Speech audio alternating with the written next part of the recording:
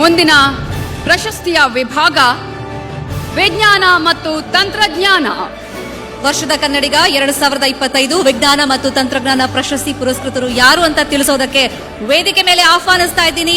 ವಿಪಕ್ಷ ನಾಯಕ ಆರ್ ಅಶೋಕ್ ಅವರು ದಯಮಾಡಿ ವೇದಿಕೆ ಮೇಲೆ ಬರಬೇಕು.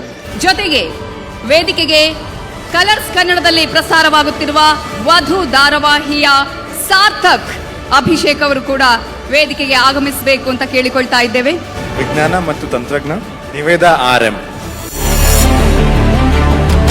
ಪ್ರತಿನಿತ್ಯ 200 ಟನ್ನಷ್ಟು ತ್ಯಾಜ್ಯ ವಿಂಗಡಣೆ ಮತ್ತು ಮರುಬಳಕೆ. 7 ರಾಜ್ಯಗಳು 2 ದೇಶಗಳಲ್ಲಿ ಮೇಡ್ ಇನ್ ಬೆಂಗಳೂರು ಟೆಕ್ನಾಲಜಿ. ಜಗತ್ತಿನ ತ್ಯಾಜ್ಯ ಸಮಸ್ಯೆ ನಿವಾರಿಸಲು ಆ ಪಣ ತೊಟ್ಟಿದ್ದು ನಮ್ಮ ಬೆಂಗಳೂರಿನ ಹುಡುಗಿ ನಿವೇದಾ.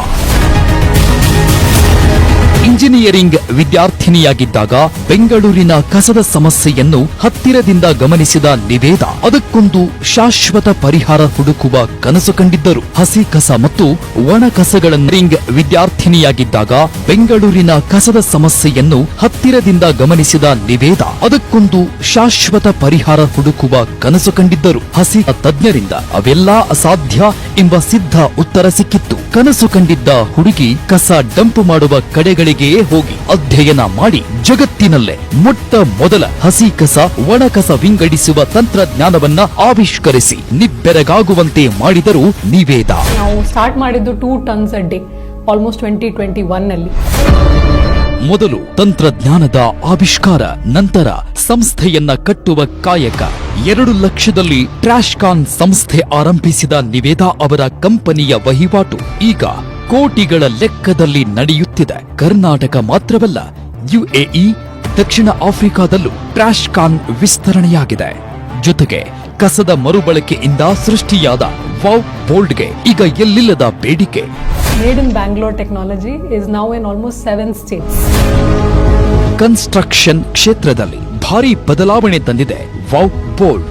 ಸ್ವಚ್ಛ ಭಾರತದ ಕನಸಿಗೆ ಪೂರಕವಾಗಿ ಕಸದ ಸಮಸ್ಯೆ ನಿವಾರಿಸುತ್ತಾ ಕಸದಿಂದಲೇ ವಾವ್ ಬೋರ್ಡ್ ಸೃಷ್ಟಿಸಿ ಕ್ರಾಂತಿಕಾರಿ ಬದಲಾವಣೆ ತಂದ ಟ್ರಾಶ್ ಕಾನ್ CEO ಮತ್ತು ಸಂಸ್ಥಾಪಕರಾದ ನಿವೇದಾ ಅವರಿಗೆ ವಿಜ್ಞಾನ ಮತ್ತು ತಂತ್ರಜ್ಞಾನ ವಿಭಾಗದಲ್ಲಿ ನ್ಯೂಸ್ 18 ಕನ್ನಡದ ವರ್ಷದ ಕನ್ನಡಿಗ ಪ್ರಶಸ್ತಿಯ ಗರಿಮೆ. ನಿಮ್ಮೆಲ್ಲರ ಜೋರಾದ ಚಪ್ಪಾಳೆಯೊಂದಿಗೆ ನಿವೇದಾ RM ಅವರನ್ನ ವೇದಿಕೆಗೆ ಬರಮಾಡಿಕೊಳ್ಳೋಣ. 2017ರಲ್ಲಿ ಬೆಂಗಳೂರಲ್ಲಿ ತ್ಯಾಜ್ಯ ನಿರ್ವಹಣೆಗಾಗಿ ತಂತ್ರಜ್ಞಾನ ಚಾಲಿತ ಟ್ರಾಶ್ ಕಾನ್ ಸಂಸ್ಥೆಯನ್ನ ನಿರ್ಮಾಣ ಮಾಡಿರುವಂತಹ ಹೆಗ್ಗಳಿಕೆ.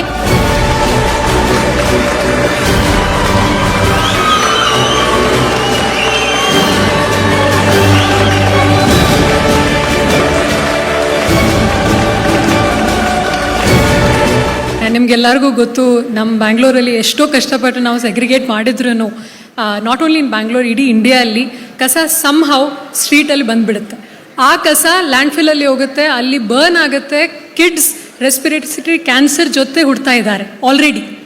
ಈ ಪ್ರಾಬ್ಲಮ್ಗೆ ಒಂದು ಸೊಲ್ಯೂಷನ್ ಇರಬೇಕು, ಆ್ಯಂಡ್ ಇಂಡಿಯಾಯಿಂದ ಇರಬೇಕು, ಇಂಡಿಯನ್ ಪ್ರಾಬ್ಲಮ್ಗೆ.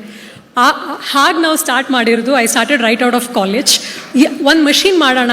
ಆ ಮಷಿನ್ ನಮ್ಮ ಸ್ಟ್ರೀಟಲ್ಲಿರೋ ಕಸನ ತೊಗೊಂಡು ಸೆಪ್ರೇಟ್ ಮಾಡಿಬಿಟ್ರೆ, ಪ್ಲಾಸ್ಟಿಕ್ಸ್, ಫುಡ್ ಎಲ್ಲ ಸೆಪ್ರೇಟ್ ಮಾಡಿಬಿಟ್ರೆ ದೆನ್ ಅದನ್ನು ರೀಸೈಕಲ್ ಮಾಡ್ಬೋದು.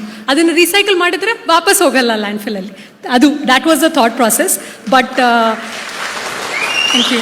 ಬಟ್ ಈಗ ಆ ಸೇಮ್ ಮಷೀನ್ ನಮ್ಮ ಬ್ಯಾಂಗ್ಳೂರಲ್ಲೇ ಆ್ಯಂಡ್ 7 ಅದರ್ ಸ್ಟೇಟ್ಸಲ್ಲಿ 200 tons a day, 100 tons a day ಮಾಡ್ತಾ ಇದ್ದೀವಿ. And not only in India but Philippines, South Africa, Kenya, UAE ಅಲ್ಲಿನೂ ಲಾಂಚ್ ಮಾಡಿದ್ದೀವಿ.